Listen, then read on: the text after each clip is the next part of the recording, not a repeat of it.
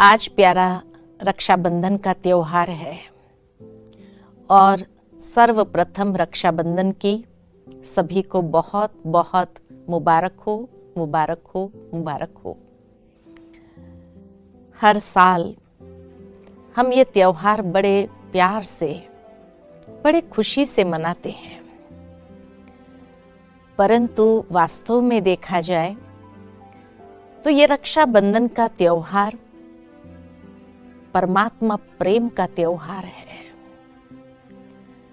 परमात्मा ही परम रक्षक है हमारे, और वो जब इस संसार में आते हैं तो कहा जाता है कि वो मनुष्य आत्माओं को पवित्र पावन बनाने आते हैं। अनेक बार भक्ति में भक्त जब भगवान को पुकारते हैं तो यही कहते हैं कि हे पतित पावन आओ। और इसीलिए जब संसार के अंदर अति धर्म ग्लानि, हर प्रकार की जब अति हो जाती है, तब परमात्मा को इस संसार में आना ही पड़ता है और आकर के वो हर आत्मा को ये पवित्र रक्षा सूत्र बांधते हैं। जो आत्माएं इस पवित्र रक्षा सूत्र में बंध जाती है वो परमात्मा के रक्षा के पात्र बन जाती है। साथ ही साथ कहा जाता है कि ये पवित्र संबंध का त्योहार है, तो ईश्वर के साथ हमारा सबसे पवित्र संबंध है। जहां हमने भक्ति के अंदर ये गाया, त्वमेव माताश्च पिता त्वमेव, त्वमेव बंधुश्च सखा त्वमेव, त्वमेव विद्या द्रविणम त्वमेव, त्वमेव सर्वम मम देव देव, कि सर्व संबंध हमारे एक ईश्वर के साथ है। और इसीलिए ईश्वर हमारा भाई भी है। जब ईश्वर को अपना भाई बना देते हैं तो जरूर है कि वो भाई बन करके हर समय, हर क्षण हमारी रक्षा करते हैं।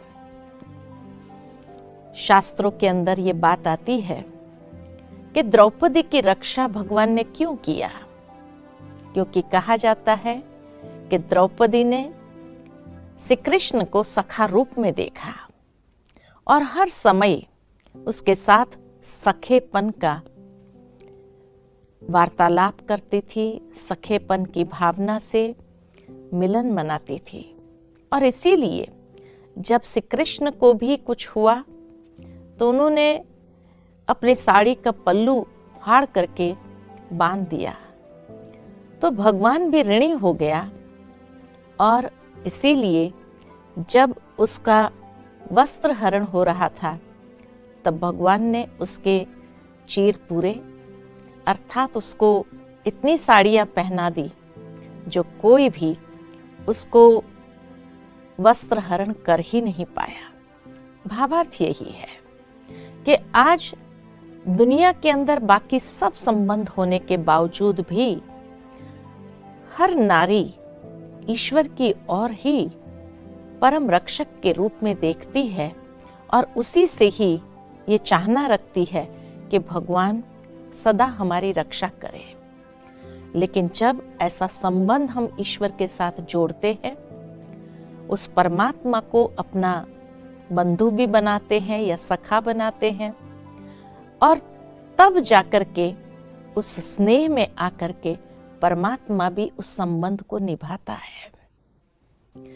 कई बार देखा गया कि जब कई बहनों को अपने लौकिक में भाई नहीं होते हैं और जब वो अपने माता पिता से पूछते हैं कि हम किसको राखी बांधे, या जिन भाइयों को बहनें नहीं होती है और वो पूछते हम किससे राखी बंधवाएं, तो अक्सर माता पिता बेटियों को यही कहते हैं, भगवान ही तेरा भाई है, तुम उसी को राखी बांध।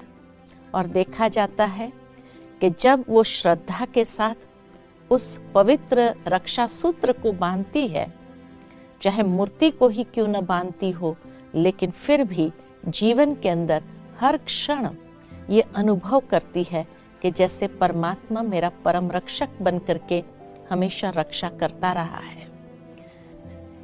ये बड़ा स्नेह का संबंध है, और जब ऐसा स्नेह का संबंध ईश्वर के साथ हम जोड़ देते हैं तो जैसे परमात्मा की छत्र छाया में आ जाते हैं।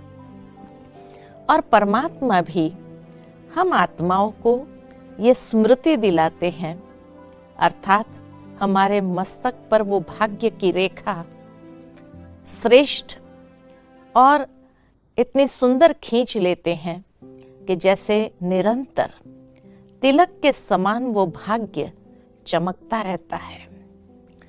साथ ही साथ एक पवित्र स्नेह का संबंध रखने की बात नहीं है, लेकिन आज उस संबंध के अंदर मधुरता भी बहुत आवश्यक है।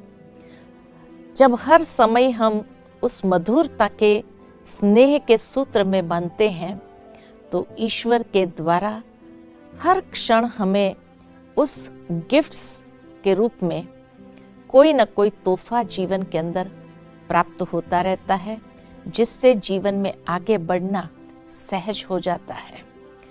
तब कहा कि ये पवित्र रक्षा सूत्र वास्तव में लौकिक दृष्टि से नहीं, लेकिन पारलौकिक दृष्टि से देखा जाए तो ईश्वर के साथ के संबंध निभाने की बात है। लेकिन हाँ, जब से संसार के अंदर ये त्योहार आरंभ हुए तो लौकिकता में आ गए। पहले ब्राह्मण आकर के बांधते थे, उसके बाद धीरे धीरे पवित्र संबंध भाई बहन के बीच में रहा, तो उसी संबंध में हम रक्षा सूत्र बांधने लगे। लेकिन आज तक की दुनिया के अंदर तो देखा जाता है कि भाई बहन के पवित्र संबंध में भी कई प्रकार की अपवित्रता आ गई है। तो इसलिए सर्वोत्तम पवित्र संबंध ईश्वर के साथ ही है। तो क्यों न इस साल हम ईश्वर को ही अपना सर्वस्व मान करके पवित्र रक्षा सूत्र भगवान को बांधे और भगवान से भी सदा ये प्रतिज्ञा करें कि हम निरंतर अपने जीवन को पवित्र बनाएंगे। तो इसी सुंदर संकल्प के साथ ये रक्षाबंधन मनाएं और परमात्मा के स्नेह की छत्र छाया का अनुभव करें। ओम शांति।